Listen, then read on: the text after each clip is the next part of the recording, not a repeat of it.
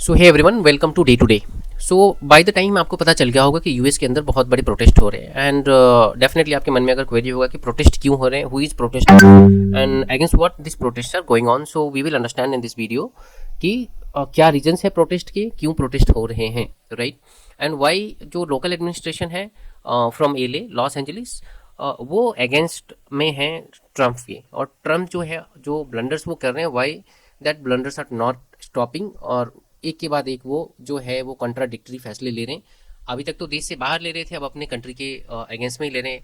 Elon Musk and after that बहुत सारे businessman को प्रॉब्लम हो रहा है, टिम कुक को भी like his cooking and now अब जो है वो तो डायरेक्ट जो है जो अपने स्टेट के अंदर में ही जो इश्यूज आने स्टार्ट हो गए।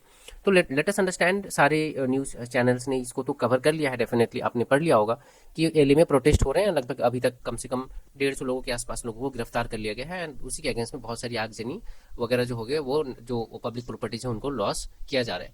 नाउ रीजन क्या है? रीजन ये है कि एक पार्टिकुलर ग्रुप, आपने देखा होगा कि यूएस में रिसेंटली बहुत सारा जो है लोगों को वहां से जो है वो डिपोर्ट किया है। डिपोर्ट करने का मतलब ये होता है इट्स अ लीगल प्रोसेस कि जो इलीगल तौर पे माने वीजा जिसको दिया गया है, visa is a permission, right. सबको पता होगा, ये आपको पता होना चाहिए, होगा पता, एज्यूमिंग। तो वीजा एक परमिशन होता है कि आप किसी कंट्री में 6 महीने के लिए रह सकते हो, या फिर मान के चलिए कि आप स्टूडेंट हो तो सिर्फ पढ़ने के लिए रह सकते हो, ऐसे वो परमिशन होता है। तो लोग 6 महीने का परमिशन लेके अंदर तो चले जाते हैं, फिर वहां से बाहर नहीं निकलते हैं और कुछ काम करके वहां पैसा कमाते रहते हैं। तो ऐसे लोगों को यूएस जो है वो निकाल के बाहर फेंकने का काम कर रहा है। आपने रिसेंटली देखा होगा कि एशिया में भी बहुत बड़ा ड्राइव चला था जिसमें इंडिया का बहुत बड़ा नाम उछला था, बिकॉज इंडिया से बहुत ऐसे लोग थे जो कि वो इलीगल तरीके से वहां पे रह रहे थे। यूएस ने उन्हें बाहर फेंका और इसमें कुछ गलत भी नहीं है, बिकॉज अगर आप जाते हो तो आप सम्मान के साथ में जाइए, आप अपने जो है वो प्रॉपर डॉक्यूमेंटेशन के तहत जाइए। आप गलत तरीके से अगर किसी कंट्री का अगर वहां पे फायदा लोगे तो डेफिनेटली है कि वो कंट्री आपको राइट रखता है आपको कभी भी वहां से बाहर निकाल के फेंक देने के लिए, राइट। तो उसमें इंडियन लोग बहुत ज़्यादा थे, इसलिए इंडिया का नाम बहुत ज़्यादा उछला था। उस समय पाकिस्तान, श्रीलंका, नेपाल के भी जो जो नेशनल थे, सिटीजन्स थे, उनको वहां से बाहर निकाला गया था, डिपोर्ट किया गया था। उसी रॉ के अंदर में अगर आज के डेट में देखें तो यूएस जो है वो उसको कंटिन्यू कर रहा है। ट्रम्प जो है वो पीछे पड़े हुए हैं इलीगल इमिग्रेंट्स के पीछे, और उन्हें वहां से बाहर निकाल रहे हैं। नाउ अभी जो रिसेंट जो ये इश्यूज जो हुआ है, राइट, वो एक पर्टिकुलर स्टेट दैट इज एले, वहां पे हुआ ना। एले में क्यों हुआ है, उसके पीछे रीजन जो है वो क्या है? If you see current situation LA के अंदर, राइट, कुछ एक पर्टिकुलर कम्युनिटी है, दैट इज अगर आप बोलो तो लैटिनो जिनको बोलते हैं, राइट। लैटिनो, लैटिनो कौन है ये अगर आप समझना चाहें तो अगर यूएस का टोटल अगर मैप देखें इस तरीके से आप, तो यू मैं एक छोटा सा ऐसे ही बना दे रहा हूँ आपकी अंडरस्टैंडिंग के लिए। ये हो गया, नीचे से यहाँ मैक्सिको स्टार्ट होता है, राइट, फिर ऐसे खत्म होता है, फिर यहाँ पे जो है वो वेस्ट इंडीज के छोटे छोटे आइलैंड्स होते हैं, एंड देन यहाँ पे चिली, अर्जेंटीना एंड ब्राजील वाला जो है वो ऐसे पार्ट आ जाता है, राइट, ऐसे आ जाता है ये बड़ी बड़ी कंट्री। इन कंट्रीज ये लैटिनो काउंट होते हैं बेसिकली, और यहाँ से जो भी लोग हैं बेसिकली वो यहाँ पे रहते हैं ना। एले में अगर टोटल लीगल तरीके से रह रहे लैटिनो पॉपुलेशन को अगर देखें आप, तो वो तकरीबन तकरीबन 49% वहाँ के टोटल जो है वो 49% पॉपुलेशन जो है वहाँ पे बिलोंग करती है, राइट। 49% पॉपुलेशन जो है वो लैटिनो पॉपुलेशन। अब इसमें कुछ लोग जो हैं वो सही तरीके से रह रहे हैं और कुछ लोग जो है वो गलत तरीके से भी रह रहे हैं। सपोज, राइट, 2-4 आदमी गया है वो प्रॉपर तरीके से रह रहा है, उसी के 2-4 फ्रेंड आ गए, वो जो है उनका वीजा खत्म हो गया लेकिन उनके साथ में रह रहे हैं। ऐसे लोगों को पकड़ने के लिए ड्राइव लिया गया था यहाँ पे बेसिकली, और रेड किए जा रहे थे वहां पे, और रेड करके उन लोगों को गिरफ्तार किया जा रहा था, ऐसे लोगों को। और जब ये जहाँ पे पॉपुलेशन ही 49% एक पार्टिकुलर एक कम्युनिटी के लोगों का हो, जो कि लैटिनो के नाम से जाने जाते हैं बेसिकली, और उन्हीं में से अगर किसी लोगों को आप अगर पकड़ोगे तो डेफिनेटली दे विल प्रोटेस्ट। तो ये पहले पीसफुल प्रोटेस्ट था एंड लेटर ऑन देखा गया कि काफी वायलेंट हो गया।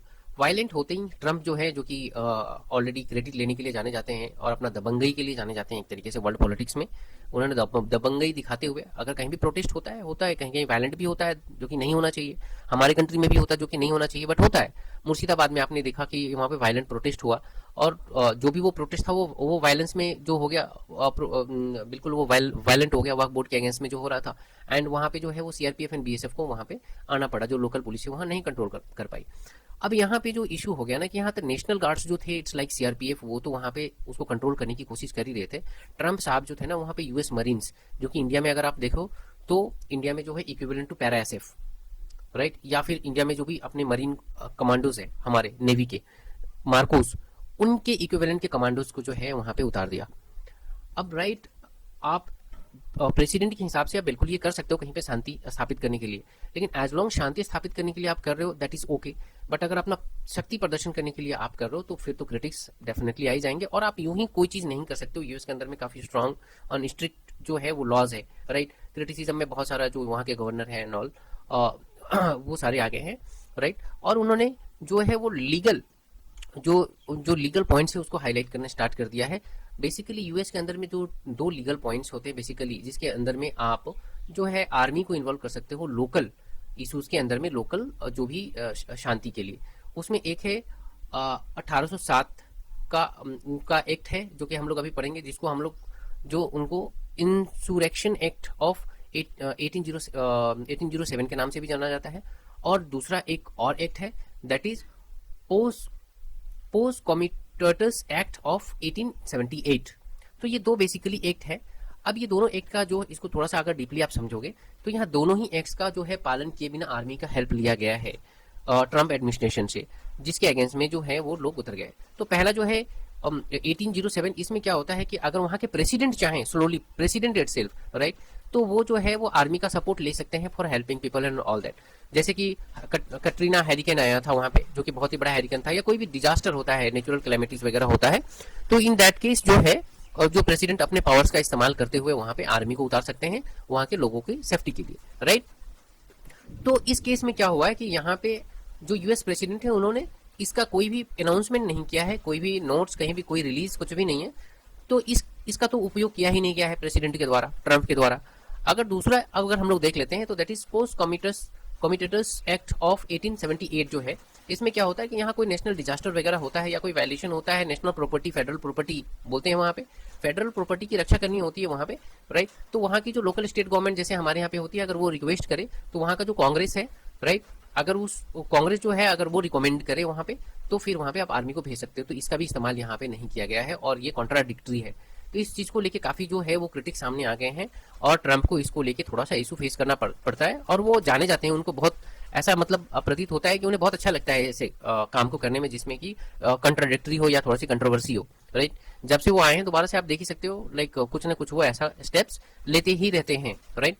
So this is the complete scenario in US. So for more such information, please subscribe my channel. I will keep on bringing such informative videos for you. Thank you very much.